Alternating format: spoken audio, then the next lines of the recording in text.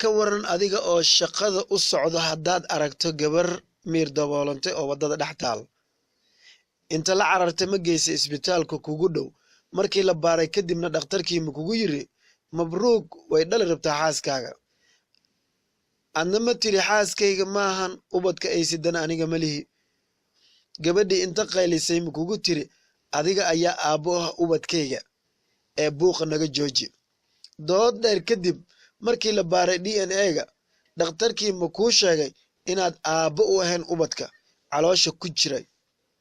suurtagalna aysan ahayn inaad aabbo noqoto sababtoo ah waxaa tahay ma dhalays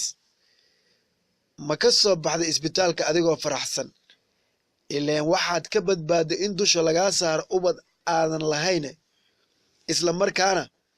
ma ka murugootay in laguu sheegay inaad tahay ma dhalays si kadis ah ma kugu soo dhacday inaad tahay xaasle aabbo u ah 3 carruur ah mana isweydiisa haddaad tahay ma dhalays ilmahan yaa ka dhalay xaaskaaga markaas kadib indho hurdada ka kacday ma ku faraxday waxa oo dhan inay riyo ahaayeen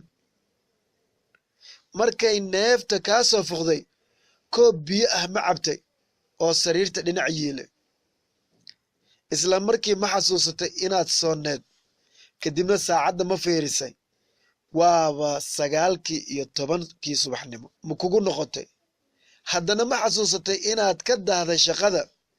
inta dhar isku boobtay markaa maagtay bax gaarigii ma kuu kici waayo kadibna bajaaj ma raacday markaad shaqada tagtay hal qof ma weysay kadibna ma xasuusatay inay tahay jimco